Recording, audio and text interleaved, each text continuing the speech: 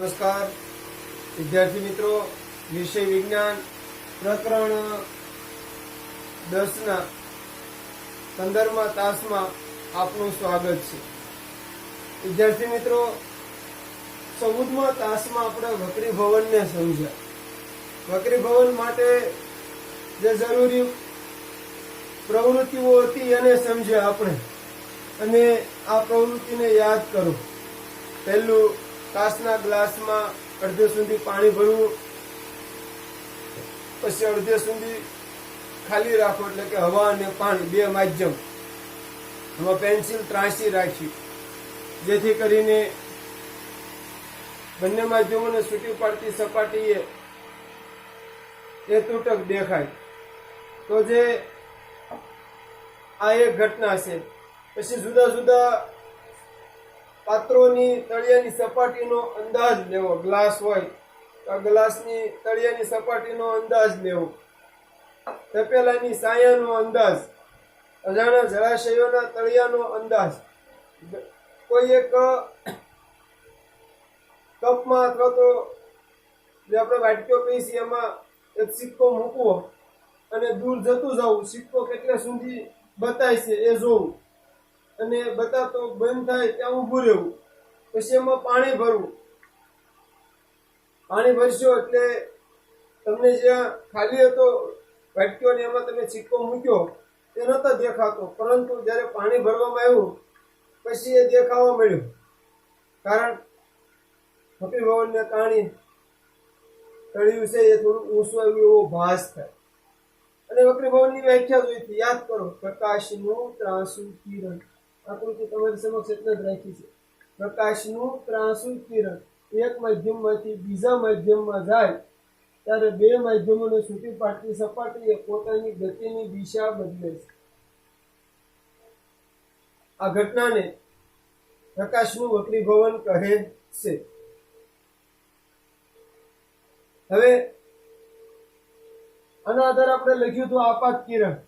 મેં લખું છું આપાત કિરણ, કિરણ પીક્યુ, કિરણ પીક્યુ એ આપાત કિરણ છે।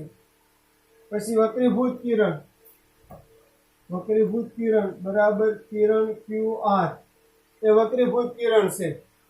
આગળ જુઓ, એમાં જુઓ આપાત કોણ તો કયો બનશે? આપાત કોણ આ થીટા આઈ। આપણે લખીશું આપાત કોણ બરાબર ખૂણો PQM। વક્રીભૂત કોણ તો લંબ અને વક્રીભૂત કિરણે બનાવેલો ખૂણો, લંબ અને વક્રીભૂત કિરણ એટલે વક્રીભૂત કોણ M ડેશ QR લો, અથવા તો ખૂણો RQM ડેશ, M ડેશ ન કરવું હોય ને MN કરવું હોય તો અહીંયા MN આવે, MN આવે। તો આ એના શબ્દો છે। તમે એ શબ્દો જોયા અગાઉ રીતે અહીંયા શબ્દો લાગે। આપાત કિરણ કોને કહેવાય? તો સપાટી તરફ આપાત થતા કિરણ ને આપાત કિરણ કહેવાય। વક્રીભૂત કિરણ કોને કહેવાય? તો સપાટીથી વક્રીભવન પામી અને આગળ વધતા કિરણ ને વક્રીભૂત કિરણ કહેવાય। આપાત કોણ કોને કહેવાય? આપાત કોણ તો આપાત કિરણે આપાત બિંદુએ દોરેલ લંબ સાથે જે ખૂણો બનાવ્યો એને આપાત કોણ કહેવાય। ફરી વાર, આપાત કોણ કોને કહેવાય? આપાત કિરણે આપાત બિંદુએ સપાટીને દોરેલા લંબ સાથે જે ખૂણો બન્યો એ આપાત કોણ છે। એ જ વ્યાખ્યા વક્રીભૂત કોણને લાગુ પડે। આ વક્રીભૂત કોણ છે, જેને હું લખું છું થીટા આર। એ જ વ્યાખ્યા વક્રીભૂત કોણને લાગુ પડે કે ભાઈ વક્રીભૂત કિરણે આપાત બિંદુએ સપાટીને દોરેલ લંબ સાથે જે ખૂણો બનાવ્યો એ વક્રીભૂત કોણ કહેવાય। તો ફરીવાર પ્રકાશની વક્રીભવનની વ્યાખ્યા, ત્રાંસુ કિરણ એક માધ્યમમાંથી બીજા માધ્યમમાં જાય પારદર્શક, ત્યારે બંને માધ્યમોને છૂટી પાડતી સપાટીએ પોતાની ગતિની દિશા બદલે છે। આ ઘટનાને પ્રકાશનું વક્રીભવન કહે છે। આ ઘટનાને પ્રકાશનું વક્રીભવન કહે છે। તો ફરીવાર વક્રીભવનની વ્યાખ્યા આપણને ખાસ યાદ હશે। આજે આપણે આગળ આવીએ છીએ વક્રીભવનના નિયમો જોઈએ। આપણે વક્રીભવનના નિયમો જેમ પરાવર્તનના નિયમો હતા એમ વક્રીભવનના પણ નિયમો છે. આપણે એમાં આગળ વધીએ. વક્રીભવનના કયા કયા નિયમો છે તમે એક વખત આકૃતિને બરાબર જોઈ લો. આ જે આકૃતિ છે અને તમે બરાબર જોઈ લો એટલે તમને ખ્યાલ આવશે કે એના નિયમો છે એ ક્યાં ક્યાં છે.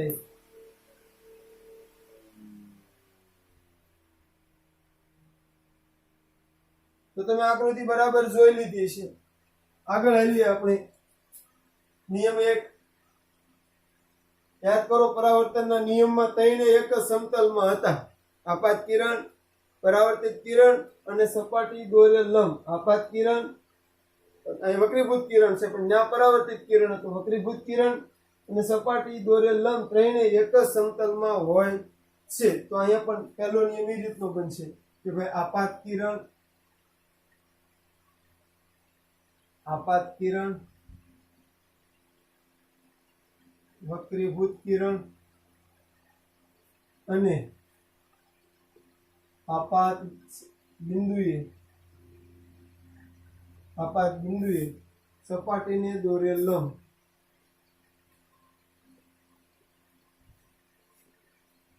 ત્રણે એક જ સમતલમાં હોય છે. જો આપાત કિરણ, વક્રીભૂત કિરણ અને આપાત બિંદુએ સપાટીને દોરેલ લંબ ત્રણે એક જ સમતલમાં હોય છે. તો તેને લખ્યું જો આ આપાત કિરણ, આ વક્રીભૂત કિરણ અને આ લંબ, આ ત્રણે એક જ સમતલમાં હોય છે. બીજો નિયમ આપાત કોણ અને વક્રીભૂત કોણ.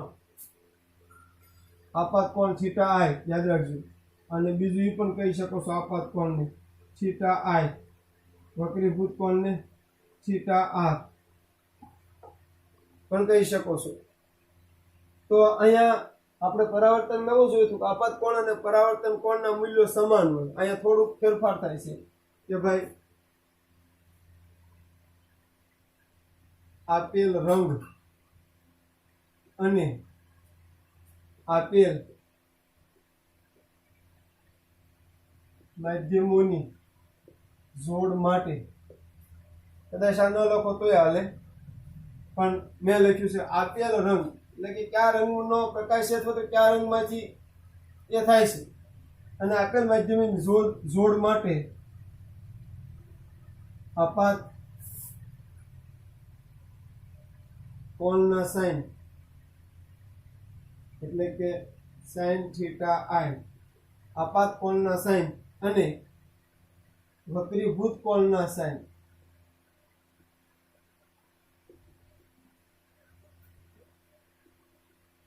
વક્રીભૂત કોણના સાઇનની સંજ્ઞા છે સાઇન થીટા આર. આપાત કોણના સાઇન અને વક્રીભૂત કોણના સાઇન નો ગુણોત્તર હંમેશા અસળ રહે છે. જોજો પહેલું આપાત કિરણ, વક્રીભૂત કિરણ અને આપાત બિંદુએ સપાટીને દોરેલ લંબ ત્રણે એક જ સમતલમાં હોય છે. બીજું આપેલ રંગ અને આપેલ માધ્યમની જોડ માટે આપાત કોણના સાઇન, ખાસ આપાત કોણના સાઇન અને વક્રીભૂત કોણના સાઇનનો ગુણોત્તર અસર હોય છે, જેને સ્નેલનો નિયમ કહે છે. સ્નેલનો નિયમ કહે છે. એટલે કે સાઇન થીટા આઈ છેદમાં સાઇન થીટા આર બરાબર અસર. એટલે કે સાઇન થીટા આઈ છેદમાં સાઇન થીટા આર બરાબર અસર. આ નિયમ છે, આગળ જતા કામ લાગે એમ છે, એટલે બરાબર એને યાદ રાખજો. સ્નેલનો નિયમનું ગાણિતિક સ્વરૂપ કહેતો આ તો વિસ્તૃત આવવાનું પણ મદદરૂપ બનશે તમને.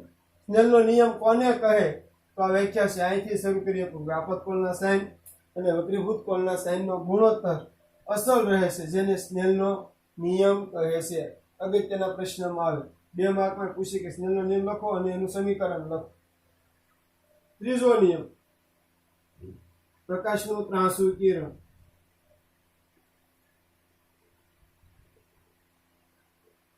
એક પારદર્શક માધ્યમમાંથી પ્રકાશનું ત્રાંસુ કિરણ એક પારદર્શક માધ્યમમાંથી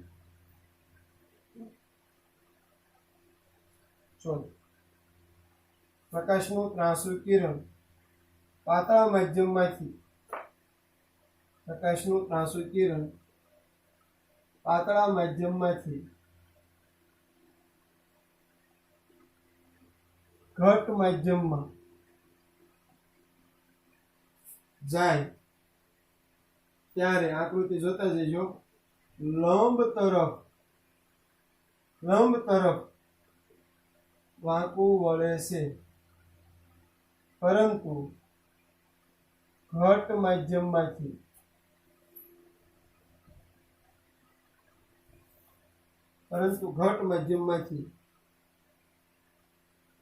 પાતળા માધ્યમમાં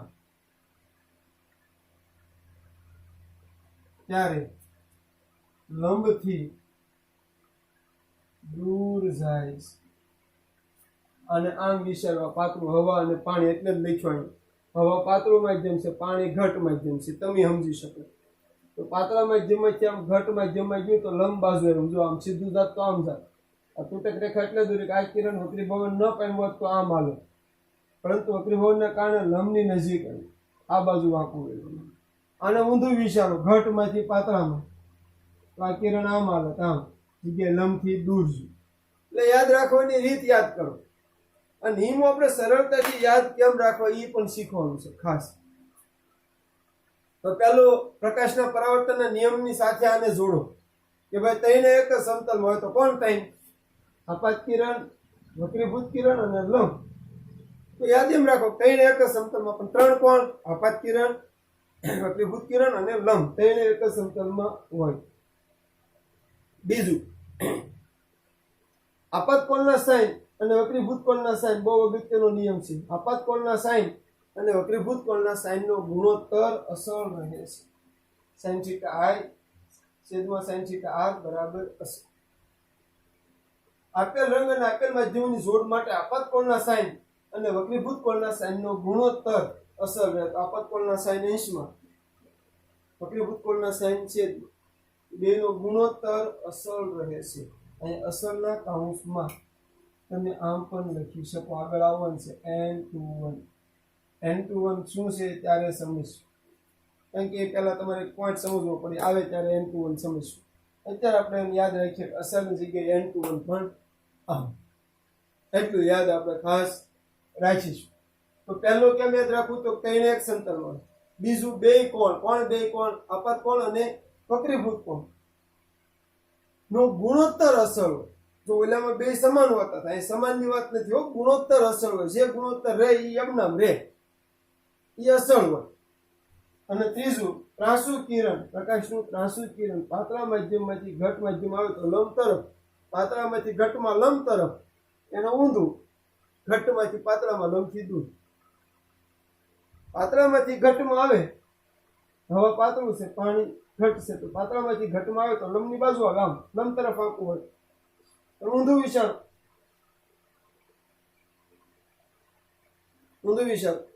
ઘટમાંથી પાતળામાં જાય તો લંબથી દૂર છે. જો આ કિરણ લંબથી દૂર બતાવે તમને, આ લંબની નજીક આવેલું બતાવે. તો આ રીતે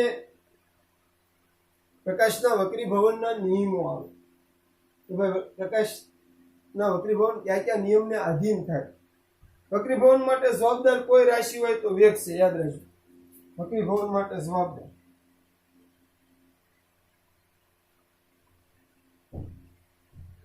વક્રીભવન માટે જવાબદાર રાશિ છે વેગ. વેગના કારણે વક્રીભવન થાય. વેગ વધે અથવા ઘટે એટલે વક્રીભવન થાય. હવામાં જરા કિરણ હાલે છે અત્યારે, માની લો આમાં માધ્યમ 1, માધ્યમ 2, માધ્યમ 3, માધ્યમ 4 એવું આવે. ખાસ કરીને 1 અને 2 માધ્યમ વધુ આવે. તો માધ્યમ 1 કોને ગણે? તો પ્રકાશનું કિરણ પહેલા જે માધ્યમ હોય ને 1 ગણે. એ માધ્યમમાંથી જે માધ્યમમાં જાય ને એ માધ્યમ 2 ગણે. માની લો તમને એમ કે પ્રકાશનું કિરણ પાણીમાંથી કાચમાં જાય છે, જો સમજો પ્રકાશનું કિરણ પાણીમાંથી કાચમાં પ્રવેશે છે. તો પહેલા શામાં હતું? પાણીમાં. તો પાણી માધ્યમ 1. શામાં પ્રવેશે છે? કાચમાં. તો કાચ માધ્યમ 2. પણ જો એમ કે તમને કે પ્રકાશનું કિરણ કાચમાંથી પાણીમાં જાય છે, તો પહેલા શેમાં છે? કાચમાં. તો કાચ માધ્યમ 1. પછી શેમાં પ્રવેશે છે? પાણીમાં. તો પાણી માધ્યમ 2. એટલે માધ્યમ 1 માધ્યમ 2 કેમ નક્કી કરવું એ પણ જોવાનું છે કે પ્રકાશનું કિરણ પ્રથમ જે માધ્યમમાં હોય એ પહેલું માધ્યમ, પછી જેમાં જાય એ બીજું માધ્યમ. તો આ રીતે આ આકૃતિ ખૂબ અગત્યની છે. હજી એનું પ્રેક્ટિકલ વક્રીભવન સમજવા માટે જેમ તમે પ્રિઝમમાં ટાસણીની મદદથી શીખ્યા હતા, પ્રિઝમમાં જેમ ટાસણીની મદદથી શીખ્યા હતા, એમ સ્લેબ કાચનો લંબઘન, સમતલ લેન્સ કહેવાય, એમ કેવું હોય તો સમતલ લેન્સ, કાચનો લંબઘન સ્લેબ, સ્લેબ પણ બોલે, કાચનો લંબઘન વડે વક્રીભવન કઈ રીતે થાય એ સમજીએ આપણે.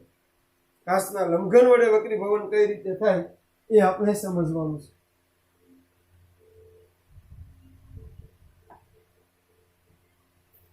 તો કાચના લંબઘન વડે જ્યારે વક્રીભવન સમજવાનું હોય ત્યારે આપણે એની આકૃતિને બરાબર યાદ રાખવી પડે. અહીંયા આકૃતિ મેં પ્રથમથી એટલે નથી દોરી કે આકૃતિ ખૂબ અગત્યની છે. હું મુદ્દો લખતો જઈશ અને આકૃતિ દોરતો જઈશ. આ આકૃતિ તમે બરાબર ધ્યાનથી જોઈ લેજો. હવે આપણે કાચના સ્લેબ વડે વક્રીભવન જોવાનું છે, તો એની આકૃતિ દોરતા જઈશું અને મુદ્દા લખતા જઈશું. સૌ પ્રથમ એક ડ્રોઈંગ બોર્ડ લો. જોજો, ધારો કે આ આપણું ડ્રોઈંગ બોર્ડ. તો આપણે લખીશું અહીંયા. પહેલા મુદ્દો લખ્યું. શું મુદ્દો આપણે અભ્યાસ કરીએ છીએ? તો ભાઈ કાચના લંબઘન વડે થતું વક્રીભવન સમજવું. કાચના લંબઘન વડે થતું વક્રીભવન સમજવું. કાચના લંબઘન વડે કઈ રીતનું વક્રીભવન થાય એ સમજવું. તો આપણે એનો પહેલો મુદ્દો લઈએ કે ભાઈ સૌ પ્રથમ એક ડ્રોઈંગ બોર્ડ લો. સૌ પ્રથમ એક ડ્રોઈંગ બોર્ડ લો. ત્યારબાદ આ ડ્રોઈંગ બોર્ડમાં એક આવો સ્લેબ મૂકો. ત્યારબાદ ડ્રોઈંગ બોર્ડ પર એક સ્લેબ મૂકો આ રીતે, અને એને ABCD માં અંકિત કરો. સ્લેબ મૂકો અને એને ABCD માં અંકિત કરો. માની લો કે આપણે આ સ્લેબ મૂકી દીધો. સ્લેબ એનું નામ આપ્યું ABCD. ABCD માં અંકિત કરો. સૌપ્રથમ એક ડ્રોઈંગ બોર્ડ લો. ડ્રોઈંગ બોર્ડ લીધું આપણે, એના ઉપર એક આવો સ્લેબ મૂકો. આ સ્લેબને ABCD નામ આપો. આ રીતે અંકિત કરી તમે સમજી શકો કે માની લો કે આ એક ડ્રોઈંગ બોર્ડ છે, આ એમાં આપણે સ્લેબ મૂક્યો છે, અને પછી એના ફરતે આમ પેન આંકી અને આપણે એને અંકિત કરવાનું છે, અને એને નામ આપવાનું છે ABCD. આવું નામ આપવાનું છે ABCD, અથવા તો PQRS.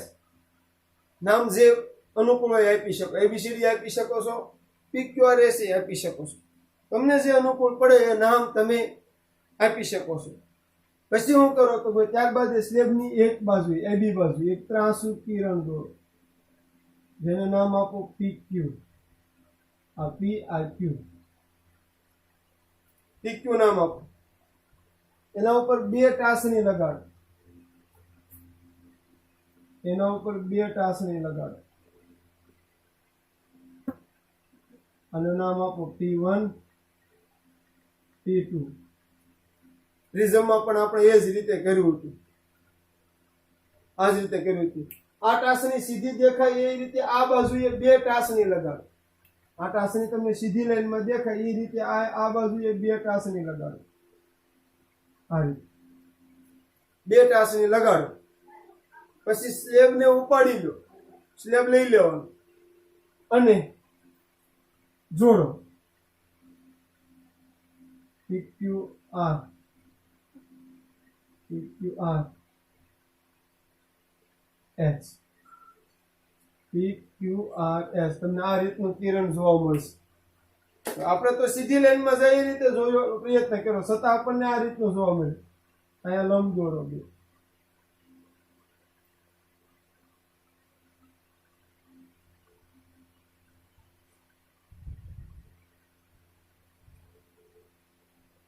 માની લો કે અહીંયા તમે M નામ આપ્યું તો અહીંયા M ડેશ N ડેશ નામ આપો.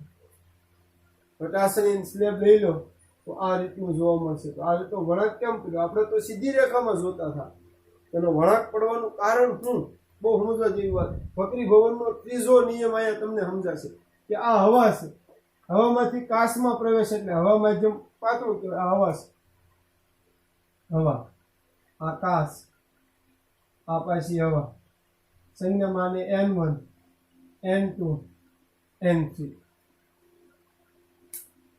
તો પ્રકાશનું કિરણ હવામાંથી જ્યારે કાચમાં આવે તો લંબ તરફ આવે એટલે અહીં આવે. આમ વાસ્તવમાં દિશા આવત આમ વાસ્તવમાં દિશા આવત પણ લંબની નજીક આવ્યું. પછી કાચમાંથી હવામાં આવ્યું તો લંબથી દૂર ગયું, કારણ કે પાતળામાંથી ઘટમાં સમજજો. હવા પાતળું માધ્યમ છે, કાચ ઘટ છે. પાતળામાંથી ઘટ માધ્યમ આવે તો લંબ તરફ આવે અને ઘટ માધ્યમમાંથી પાતળામાં આવે તો લંબથી દૂર છે. તો આ એક પ્રવૃત્તિ છે કાચના સ્લેબ વડે પ્રકાશનું વક્રીભવન. તો ફરી વાર આને લેતા જઈશું. પ્રથમ ડ્રોઈંગ બોર્ડ લો, ત્યારબાદ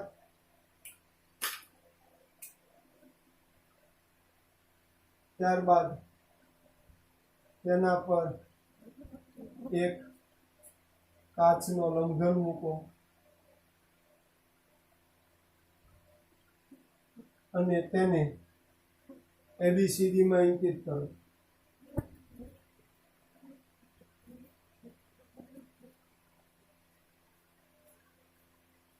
હવે લંબઘનની AB બાજુએથી લંબઘનની AB બાજુએથી એક ત્રાંસુ કિરણ PQ આપાત કરો. એક ત્રાંસુ કિરણ PQ આપાત કરો. કિરણ PQ પર બે ટાંકણીઓ P1 અને P2 ખોસો. કિરણ બે ટાંકણીઓ P1 અને PQ ખોસો.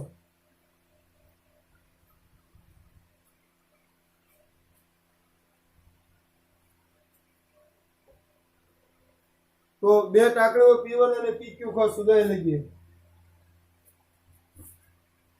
હવે લંબઘનની બીજી બાજુ CD પર બે ટાંકણીઓ P3 અને P4 એવી રીતે ખોસો કે જે P1 અને P2 ની સીધી રેખામાં દેખાય. હું અહીં એમ નથી લખ્યું, દેખાય સીધી રેખામાં.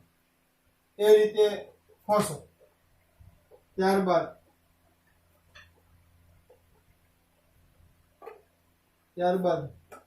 લંબઘનને ઉપાડી લો. ઉતાસને લઈ લો તો આવે, લંબઘનને ઉપાડી લો. હવે QR અને RS દોરો. QR અને RS દોરો. લંબઘન હોય ત્યારે આપણે દોરીએ ક્યાંય, એટલે QR અને RS દોરો.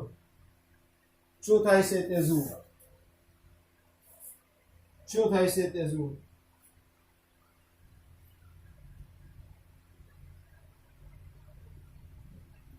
શું થાય છે તે જુઓ.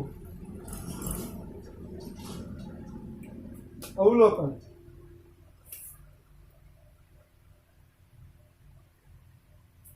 આપાત કિરણ કયું છે? આપાત કિરણ જુઓ ક્યુ છે કિરણ PQ, વક્રીભૂત કિરણ ક્યુ છે વક્રીભૂત કિરણ ક્યુ છે કિરણ QR જોતા જજો આકૃતિઓ PQ QR.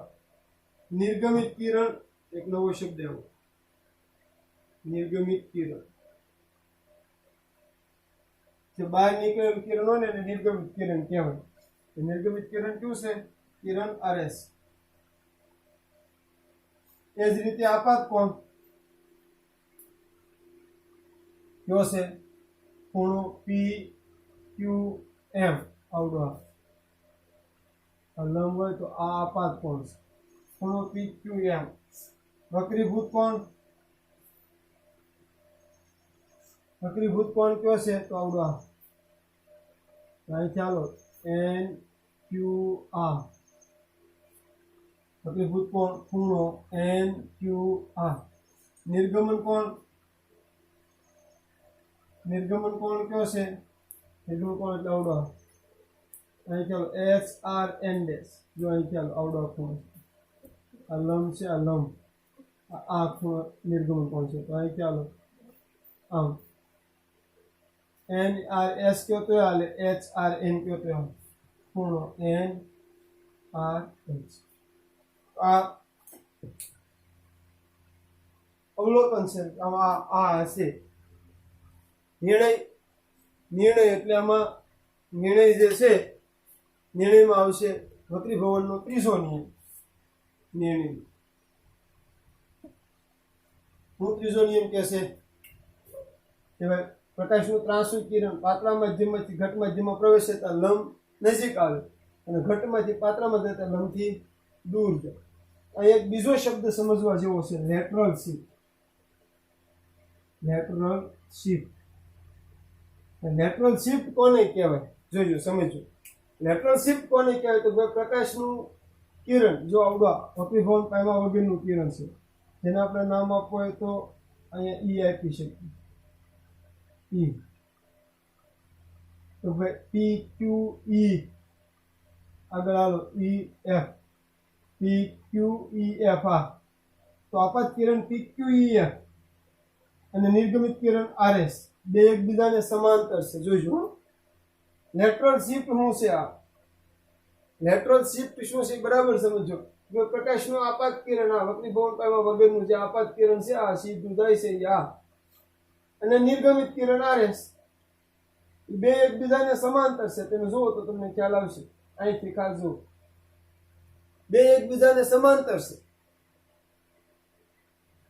પરંતુ વક્રીભવનને કારણે જ્યાં ગેપ પડ્યો આ જગ્યા છે જેનું RE જેટલું સ્થાનાંતર છે આખો ગેપ આવે આમ તો આખો કે આ કિરણ અહીંથી એટલું ખસીને અહીં પાયું આ લેટરલ છે. આવ હાસી સમજો નહીં કે આ કિરણ વક્રીભવન જો ન પામ્યું હોત તો આમ સીધું જાત અને વક્રીભવન પામી અને એટલું ખસીને જે અહીં પાયું જે આ સ્થાનાંતર છું કિરણનું એને લેટરલ શિફ્ટ કહેવામાં આવે. તો જો બરાબર ધ્યાન આપજો બરાબર. તો આપણે અહીં લખવું હોય લેટરલ શિફ્ટ એટલે હું તો લખી દો આપાત કિરણ આખો આપાત કિરણ લીધું આપાત કિરણ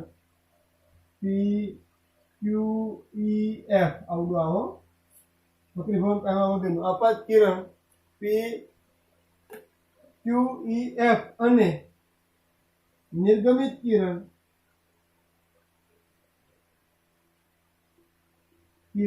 RS આ એકબીજાને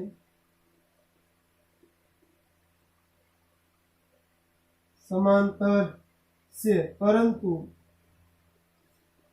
વક્રીભવનને કારણે તેનું RE જેટલું સ્થાનાંતર થયેલું છે. પાર્શ્વી સ્થાનાંતર કહેવાય. સ્થાનાંતર થયેલ છે જેને લેટરલ શિફ્ટ કહે છે.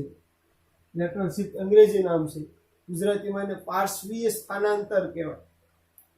આ ખસવાનું જે થયું એને લેટરલ શિફ્ટ કહે છે અથવા તો પાર્શ્વીય સ્થાનાંતર કહે છે. જો આપાત કિરણ PQEF અને નિર્ગમિત કિરણ RS બે એકબીજાને સમાંતર છે પરંતુ વક્રીભવનને કારણે એનું આર ઈ જેટલું એટલે કે એટલું આ ગેપ જે બતાવે ને તમને જેટલું સ્થાનાંતર થયેલ છે જેને લેટરલ શિફ્ટ કહે છે. તો આ રીતે વિદ્યાર્થી મિત્રો સ્લેબ વડે વક્રીભવન હોય શક્ય હશે તો આપણે એક વિડીયોના માધ્યમથી આને સમજવાનો પ્રયત્ન કરીશું. નહીંતર તમે પુસ્તક અને આકૃતિની મદદથી લો. સૌપ્રથમ એક ડ્રોઈંગ બોર્ડ લો, એના ઉપર એક સ્લેબ મૂકો, એને એબીસીડીમાં અંકિત કરો. એની એક બાજુએ પીક્યુ ત્રાંસુકિરણ આપાત કરો, ત્યાં 2 ટાસણી લગાડો. બીજી બાજુએ બીજી 2 ટાસણી P4 અને P3 અને P4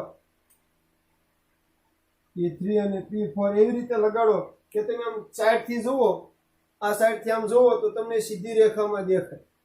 એ રીતે બીજી ટાસણીઓ લગાડો. પછી એ બધું લઈ લો અને QR અને RS ને જોડો. પછી અવલોકન એમાં આપાત કોણ કયો, વક્રીભૂત કોણ, આપાત કિરણ, વક્રીભૂત કિરણ, નિર્ગમિત કિરણ. આ આપાત કિરણના લંબ સાથે બને આ વક્રીભૂત કોણ, આ નિર્ગમિત. તો આ રીતે આખી બાબત છે આમાં આવે. તો વક્રીભવનના નિયમો પહેલા જોયા થઈએ અને આ પ્રવૃત્તિને તમે બરાબર ધ્યાનથી જોઈએ છે. આકૃતિ 2 વાર દોરશો એટલે તમને વધારે ખ્યાલ આવશે.